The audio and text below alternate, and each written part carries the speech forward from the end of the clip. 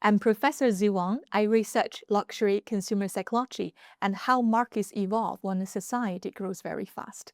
As a European entrepreneur, you might feel a little bit curious or confused or even a little bit intimidated by the idea of doing business in China. Today, the conversation is for you. With me is Professor Sancelot, who has worked across Hong Kong and mainland China in luxury and sustainable entrepreneurship. We are not going to give you formula today. Instead, we are going to unpack why doing business in China feels a little bit hard, what we may be misunderstanding. So Claire, before we go to anything analytical, I would like to ask you, do you remember the very first moment you feel cultural shock when working in China? Thank you, Z. Well, I moved just for our audience, they understand a bit of my background. I'm originally French, but I moved in the USA, in New York City. I went to Hunter College, did undergrad and grad school there, and worked in financial technology afterwards. And then from New York, I moved to Hong Kong in 2005.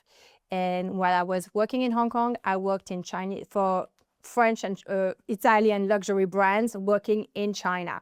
So I lived in Hong Kong and worked in China from 2005 to 2015. So my cultural shock, so the cultural shock came because I came from New York City and I moved to Hong Kong, and mainly I worked in mainland China, and that was 2005. So I think it's very important for the audience to understand the time frame here, because the society is evolving so fast over just one decade. You have a totally change of the way of consuming items has changed so quickly in China. So here we're going to talk about 2005. Okay. Wow. So this is when That was 20 years ago. That was 20 years ago when I moved to Hong Kong, and immediately I worked in mainland China. So I worked in the special zone, the tax-free zone of Shenzhen, Dongguan, and Guangzhou. And one of my first cultural shock was mainly in Guangzhou in 2005. I love China. I'm a cinephile. I love the food. I love the culture. I love the history. I love the whole civilization behind. So already that, but at the same time here, the shock was probably in 2005. The amount of people, of course. In 2005, Guangzhou is obviously not the Guangzhou that you have now. So it was still very, very chaotic. Shenzhen as well. Shenzhen was a mess, but it was a good, chaotic, full of energy mess. The mess you like, because once you arrived in Shenzhen, at the time, you could feel like you could do anything. You could manufacture anything. You had this kind of feeling. And in Guangzhou, I remember because at that time, now it's absolutely not true, but that was that time when things were growing so fast. Simple things, a cultural shock for me was, sorry to say, the bathroom. And luckily we had, it's going to sound so, it's not rude, but it was just what it was at the time. The clean bathroom were in the Starbucks, and you had only at the time few Starbucks. So I was so happy to go to Starbucks, have access to clean bathroom. With a door at the time, and a bit of quiet, because outside was so chaotic. And I remember at the time I was wearing contact lenses, and I couldn't even wear my contact lenses because you had some sort of curtain of dust. So I had to stop wearing, but because, from one year to another, you had a new road, you had new buildings, you had new factories. It was constant growth. Yeah. So all of this was chaos, but good chaos. It was a chaos where you're like, we're building, we're creating, we're growing. So to me, that was adventure. And that world, the first time I arrived in Shenzhen, and that was 2005 when I arrived in Shenzhen and then Guangzhou, because first you have to arrive in Shenzhen, mainland China, and then you move to the other factories, etc. I remember the world of possibility in this humongous chaos. Now it's not the chaos that it was in 2005. 20 years later, it's like very organized chaos, if you want. But at that time, the energy, the growth, everything was possible. I can totally feel the energy when you're trying to memorizing, what happened past. It's interesting you mentioned about Starbucks. Let's say in '05, franchises like Starbucks, they were positioned as luxury, but no longer anymore in today's world, which marks the big transition, the big growth, the big changes in China. Do you think the speed of economic growth any different in today's China? Okay, yes. So here, obviously, China had at that time a double-digit growth. That's very unique in modern history, in human histories. It's very, very rare when this happened. It just happened when I was moving there. And I was there at this unique time in human history time, if you want.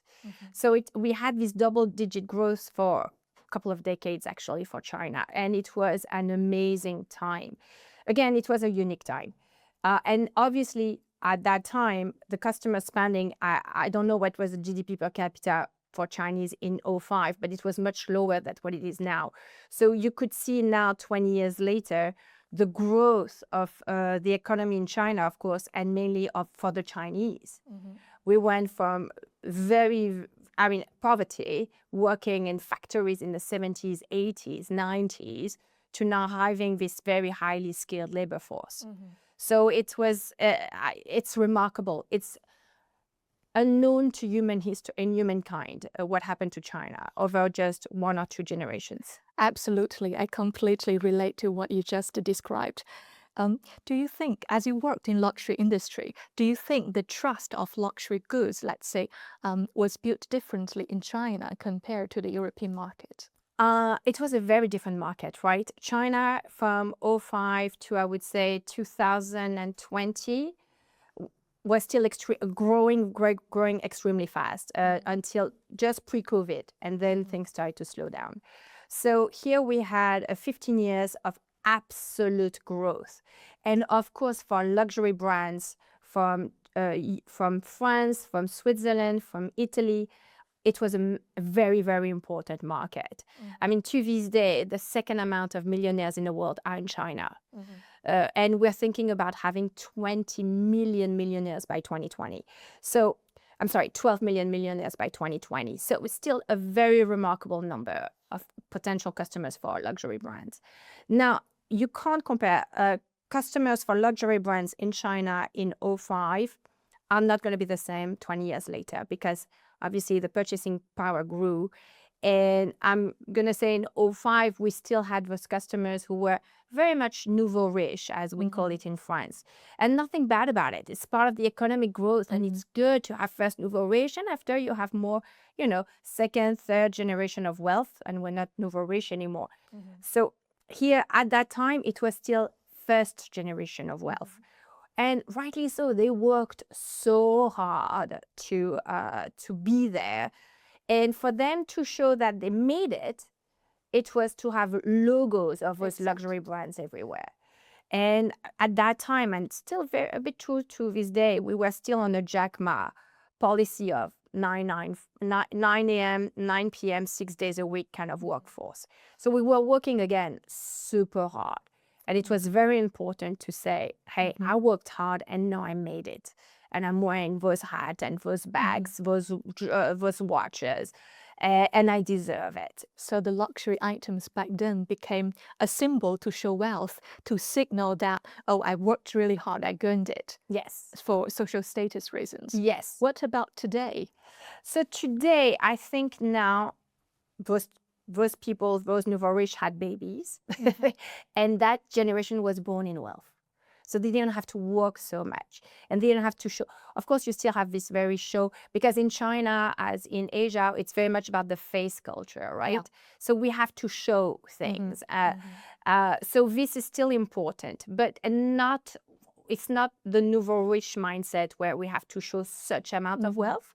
On top of it, you have the combination of Beijing started to say, hey, no more big advertisement on big luxury brands. We are still communist at the end of the day. Let's not forget that. So here it's more like now we're moving to quiet luxury, which is like the market is more mature. And it's beautiful to see, because that means the economy is much better. We grew we now obviously we're not at a double-digit growth anymore since COVID time. Right. Now we're close to the 5% growth, but it's still okay. We're still growing. Yeah. And I looked at Beijing plan by 2030. They're still planning of having an annual 5% growth. So it's still compared to old Europe. We wish we had a 5% growth. That's not possible, but we wish we would. So it's still very promising and it's growing slow. It's going to be a slower growth.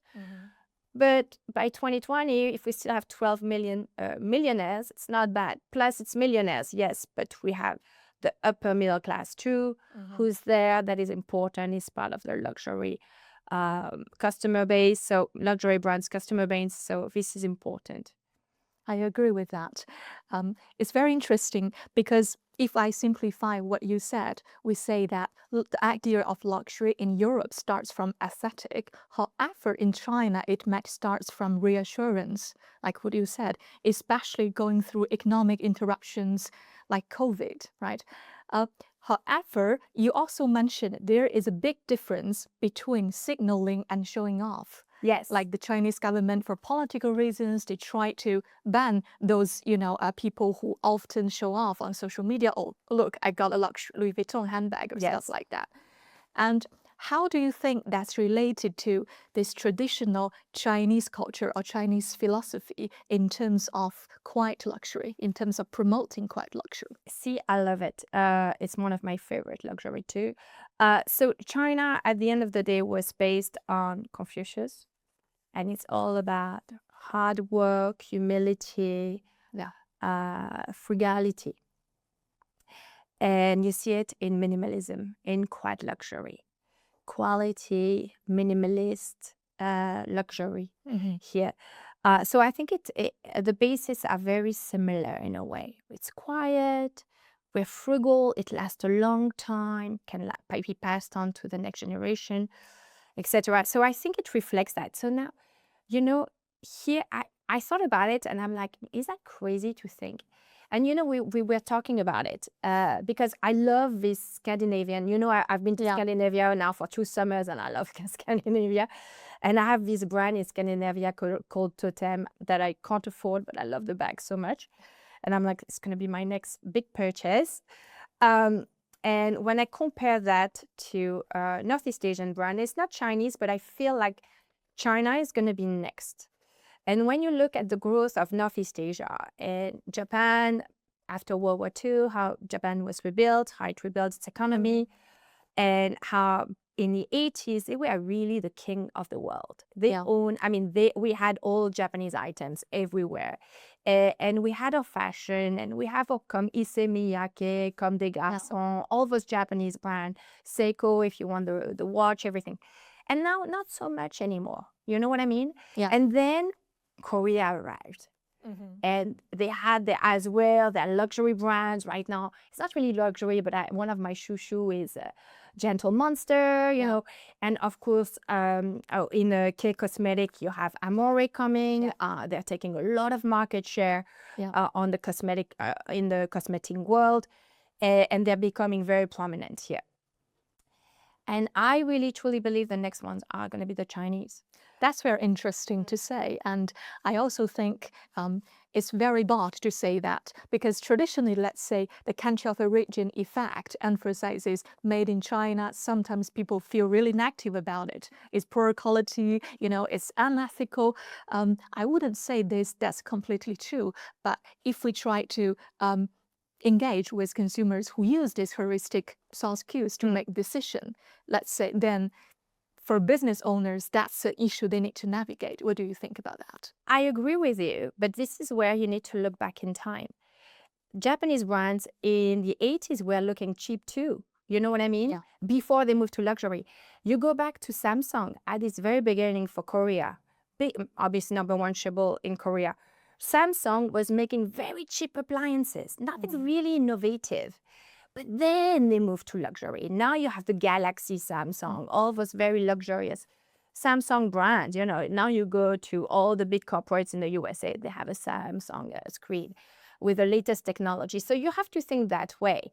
And it's going to be, I believe, I don't see why it happened in Japan, it happened in Korea, why it will not happen in China. And mainly I see it happening in China, why all our Chinese, obviously in technology now, it's extremely advanced, but even in luxury brands, I see it too.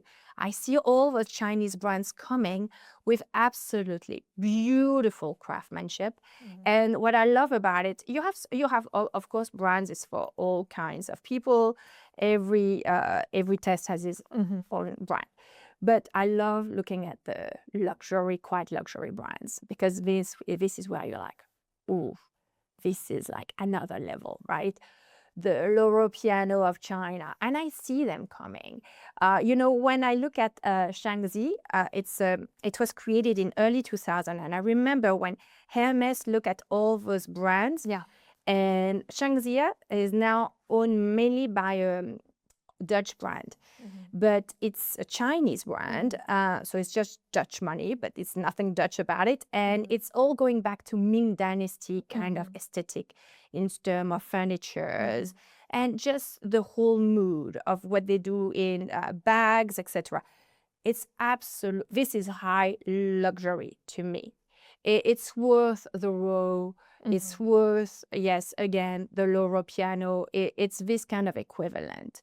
This kind of quite luxury is the porcelain. I love porcelain. I can talk about porcelain forever. It's see-through. It's so delicate. It's so beautiful. So here I see it happening. Obviously, China is the large. I mean, obviously now it's India, but China is 1.4 billion people. Can you imagine? I mean, Korea is 50 million. China is 1.4 billion. Look at what Korea did. Look at all the Korean brands on our market.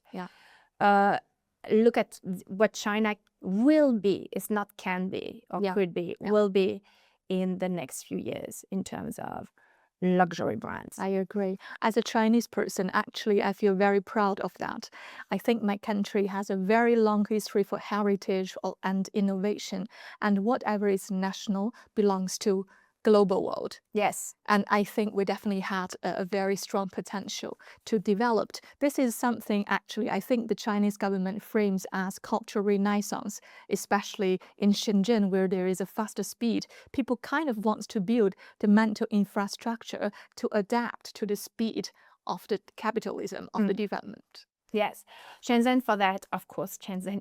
It's unique in the world. It's this new laboratory of a city of what will be the world, probably, maybe one day Europe, I do not know what will be.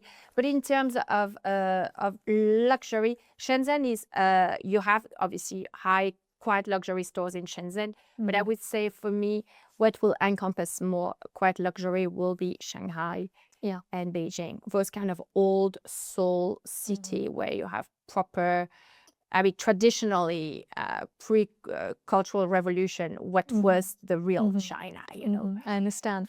And I think Shanghai definitely shares a little bit cultural similarity to Paris, let's say. Oh my God, yes. Okay, Z, I'm not going to go over all the parties I had on the Bund. But in old buildings, you know, the Bund is so gorgeous because you have all this cultural heritage. Yes. And part of Shanghai have not been destroyed, have been kept. So this is where we are the best. When we prefer, I think humans in general, we like it when we are in historical buildings rather than brand new one. I agree. Pros and cons on both sides, but as soon as you have same look, we're both professors, and when our students work in a very old building, for some reason, some magic happens. The walls have a story as well. You feel different. It might be older. We don't have the latest technology in this old building, but it gives you sense of anchoring.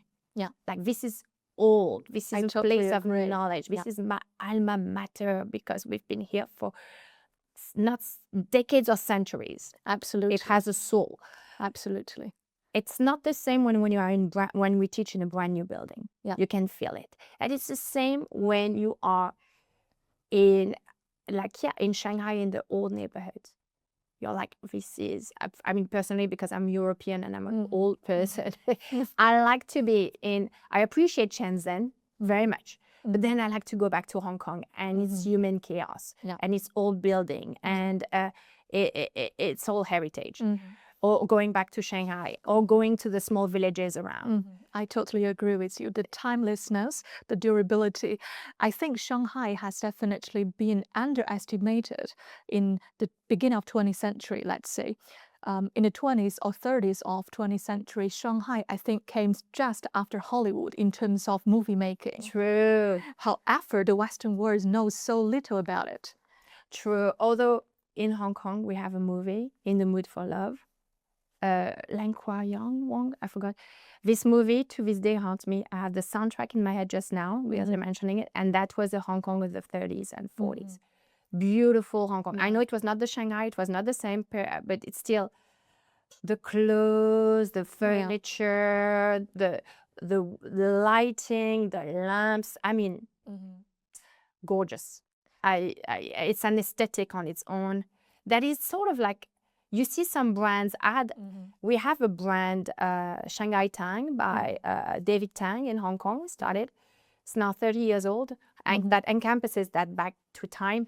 But I'm not sure, I never understood their segmentation, their target.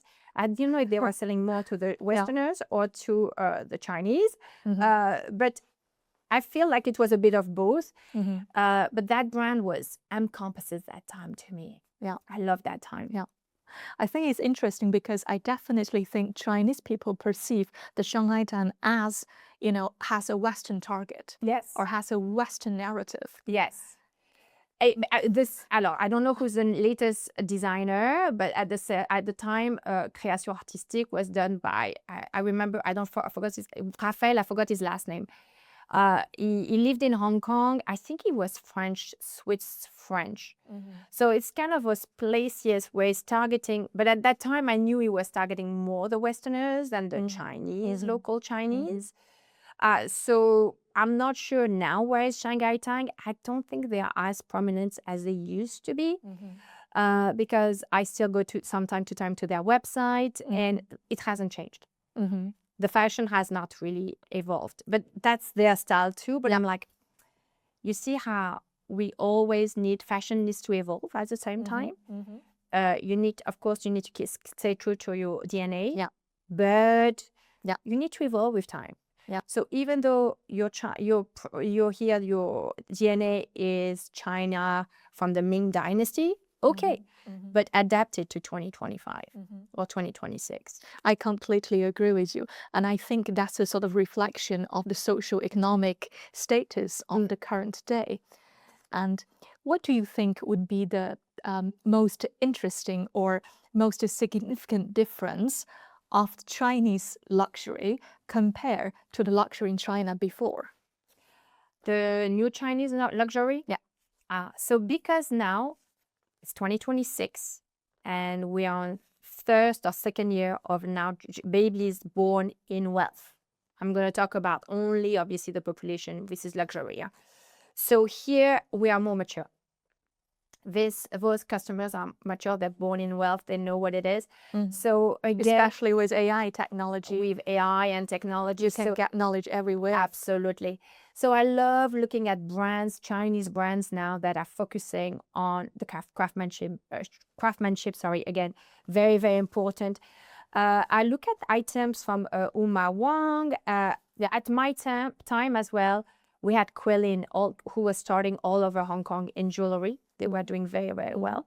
But now you see brands like the Atelier Wen. I'm not sure if they're based in Hong Kong or in China. We have to look at that. But now they make those beautiful, the two people behind them are French who used to work for Swiss watchmaker. And they make now those watches for a fraction of the cost. I believe they're made in China. That's why it makes them so special. And they have this Chinese vibe behind, of luxury vibe, but it's still quite luxury, and I really love it. So I like to see all this new, I'm telling you, then it's a lot of cashmere. It's a lot of buttery, soft leather, minimalist, gorgeous fibers, gorgeous material, neutral colors. I'm not a big fan of neutral color, but I love minimalism cut.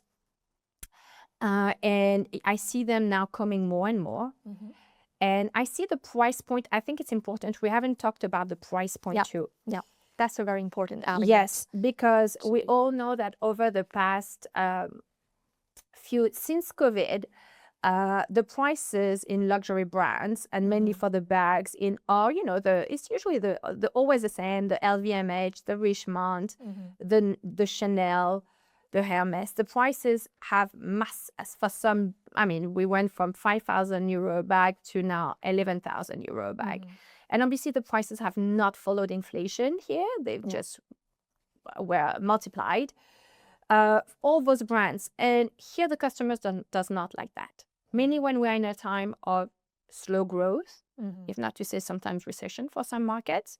So here we feel like, okay, the product has remained the same.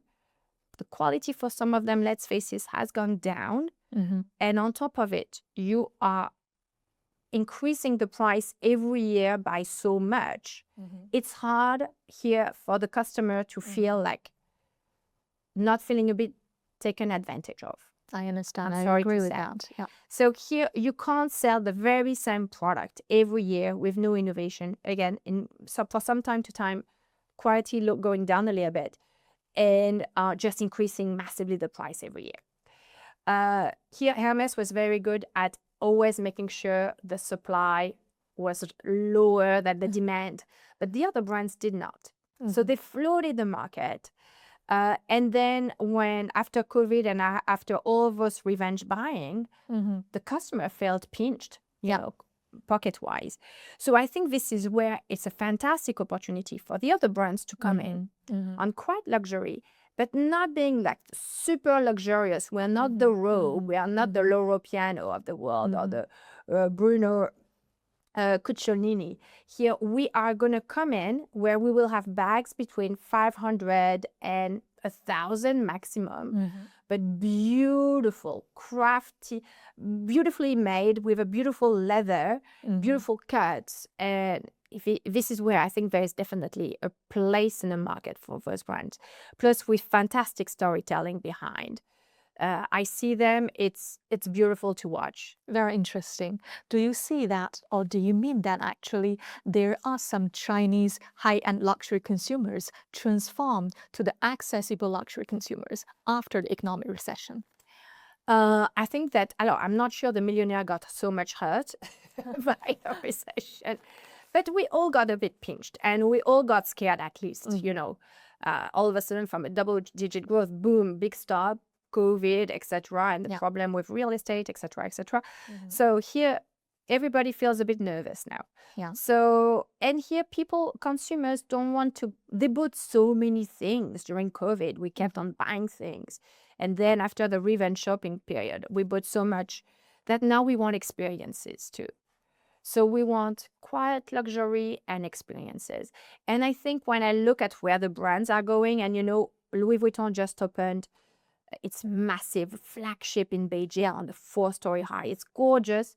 To be honest, I don't understand why they took a Japanese architect. I'm like, why not a Chinese? But I think that could be a mistake. That is, I'm like, for promotional reasons. Yes, does not make sense to me. It should be a Chinese architect. But I see that they have the cafe, they're giving experiences as well. And that's where the market is moving, looking at providing experiences to our customers who already have everything and who now are like, what do I do with my millions? I have so much money. So here, how is going to LVMH and the Richmond, what are they going to sell? There's a point where the customers already has everything. So now we're moving them. Let me give you a private VIP tour to the atelier of Chanel. Exactly. Place Cambon, Rue Cambon, and blah, blah, blah. You're going to see the couturière. You're going to see how they make all those beautiful clothes. And we're going to provide to you a beautiful suite, 5 days in Paris. Who has 5 days? 2 days in Paris or 3 days in Paris, all those kind of experiences. And that's what those kind of customers want. That's very interesting. So Claire, if you step back, what does China, or what can China teach Europe about the future of luxury? China, I think it's going to be like what Japan taught Europe as well in the 80s. So the lesson will be the same. But China will teach Europe that, hey, we're still a customer base, but here's going to be a win-win. It's not going to be you sell me your items, I buy them. No. Now I'm going to sell you my items. I'm going to also sell to you my luxury brands, and it's going to be a win-win for both of us. But it's not just you selling me your expensive items and I'm just going to be the customer. So here, this is what we're going to learn. Saying that, I'm very well aware that we buy more from the Chinese than we sell to the Chinese. Wow. Our exporting balance is much lower than our importing. But in terms of luxury brand, of course, we sell more to the Chinese than we buy from the Chinese market. But here, it's going to be a new market coming up. So for the next decade, it's going to be very interesting to see who's going to be the gentle monsters of China, who's going to be the Comme des Garçons of China, who's going to be the next Issey Miyake of China. I That's have very some ideas, interesting. but yes, I'm looking forward to see them grow and get more and more local market share and global market share. Me too. That's very interesting, Claire. And thank you so much for taking the time talking with me. So maybe the future of luxury isn't about the cultural difference between the East versus the West. Instead, it could be about what the society is optimizes for. Thank you for listening.